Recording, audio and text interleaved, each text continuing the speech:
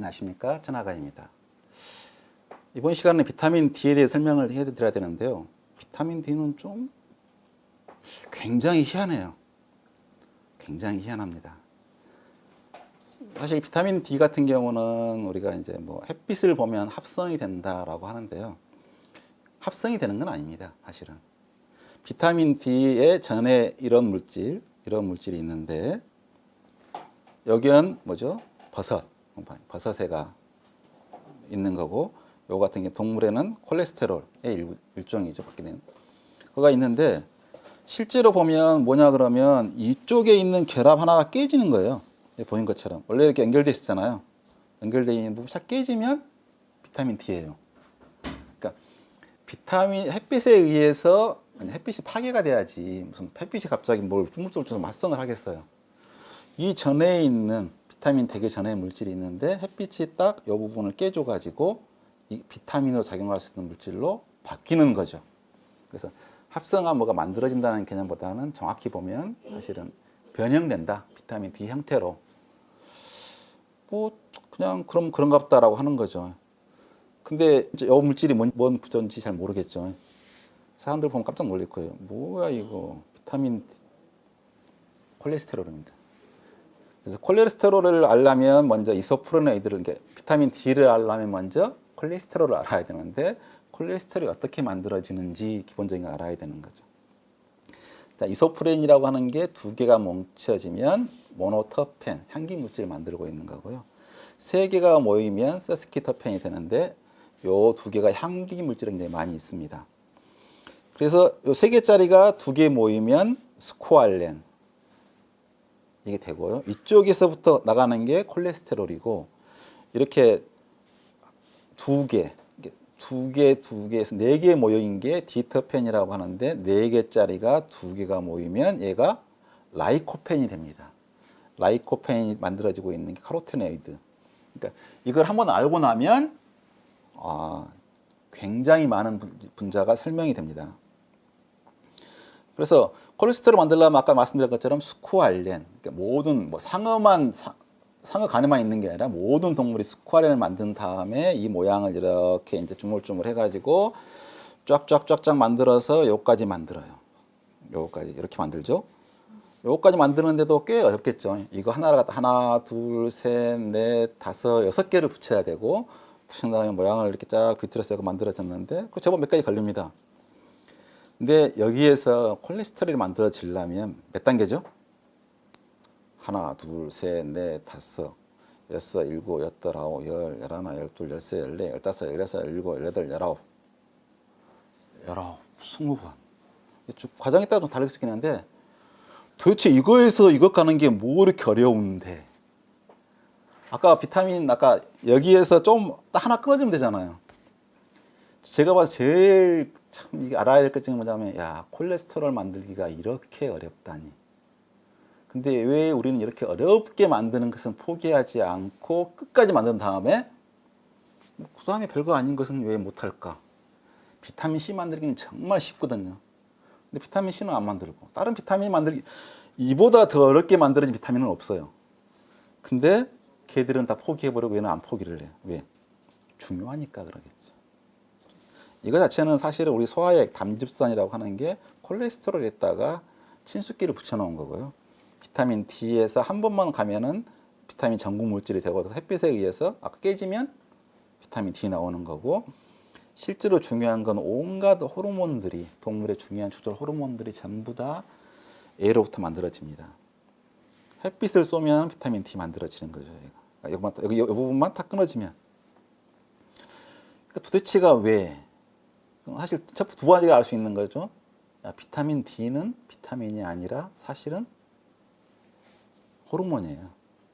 뼈 조절하는 호르몬이라고 하는 게 맞는데 호르몬이면 당연히 몸에서 다 지 스스로 합성하고 분해해야 되는데 아니 이게 하나 깨는 헛소만 있으면 걱정할 필요가 없는데 얼마나 옛날에는 사실은 굳이 없어도 밖에 나가서 맨날 햇빛에 노출되는데 이게 뭐 너무 많아서 탈이지 뭐 그죠? 그래서 시대가 바뀌어가지고 어느새 우리가 이제 이렇게 부족한 시대가 됐고요.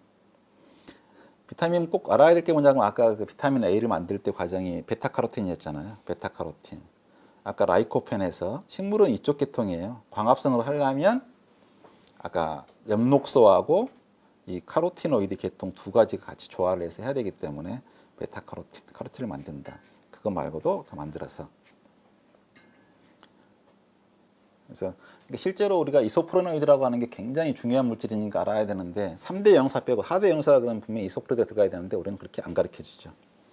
그럼 실제로 아까 이 비타민 D가 하는 일이 뼈 건강하고 중요하다 그랬는데 실제로 뼈 건강에 직접 관련되지는 않아요. 비타민 D가 들어가면 아까 호르몬이라고 하는 게 직접 작용하는 게 아니라 어떤 수용체를 자극하면 수용체가 연결되어 있는 해당 유전자가 발현돼서 해당 단백질이 만들어져서 단백질이 기능을 하는 거지 호르몬이 기능을 하지 않아요.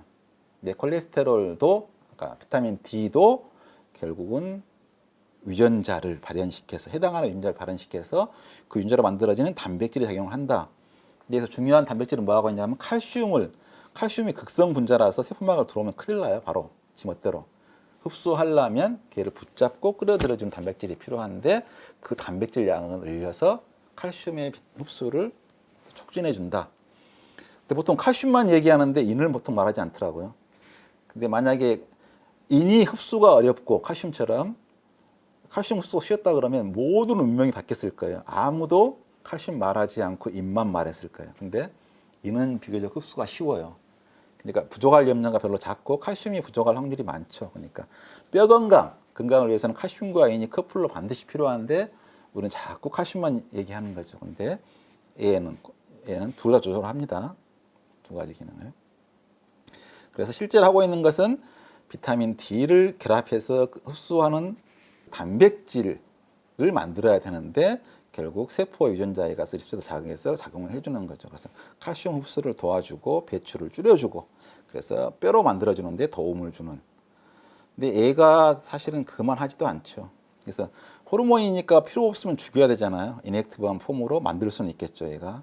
그러니까 얘가 원료가 있으면 그 기능을 발현해 작용을 하고 얘를 갖다 파괴를 해야 되잖아요. 그래서 이렇게 호르몬이라고는 항상 만들어져야 되고 이게 작용이 안 되게 조절이 되는 거죠. 그래서 근데 요거까지 합성하는 까지 만들고 있어야 되는데 이걸 갖다가 불활성화 시키는 건 있는데 왜 활성화 시키는 건 없어가지고 우리한테 먹으라 그러는지. 그러니까 사실은 뭐 다 중요한 호르몬 안 중요한 게 들어가 있어요. 다 없습니다. 질병이 되는 거지. 네, 묘하게 햇빛에 의해서 너무 잘 만들어져 가지고 그 효소가 없어도 아무런 문제가 없이 살아갔던 건데 지금 들어와서 문제가 된 거죠. 그러면 칼슘 같은 경우에 뼈 건강 같은 경우는 굉장히 복합적인 작용입니다. 그래서 사실은 가장 중요한 건 운동이에요. 뼈 건강에서. 운동에서 충격을 줘서 재흡수를 촉진하게 그 요인을 줘야 해결되는 거지 비타민 D만 먹는다고 해결될 거 아니고 비타민도 뼈 건강의 일부다. 그래서 모자라면 곤란하니까 잘 챙겨 먹자. 그러니까 사실 우리 뼈 같은 경우는 끊임없이 그러니까 뼈가 부러지면 돌덩어리가 달라붙지 않으면 큰일 나잖아요. 3, 4개월 지나면 달라붙잖아요.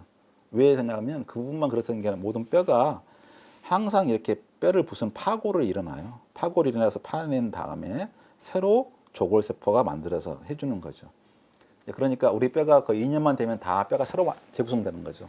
뼈가 칼슘이 뭐 바깥 나갔다 새로 들어온 게 아니라 그 뼈를 분해했다가 분해할 때는 뭘로 하냐면 염산으로 해요. 그러니까 이게 상당히 파골세포는 괴로운 세포죠. 다가 산을 강하게 집어넣어서 산에 들어가면 뼈가 녹거든요. 뼈를 녹인 다음에 그 부분을 새로 조골세포가 가서 만들어주는 그게 이제 뼈 건강이고 파골과 조골이 어떻게 되냐가 중요한 거지 비타민 D만 먹었다고 걔는 비타민 D 같은 경우는 그냥 칼슘을 흡수를 도와주는 단백질을 만드는 게 첫 번째 기능이다 이렇게 하는 게 중요하죠. 그것뿐만 아니라 여러 가지 기능을 다 해요.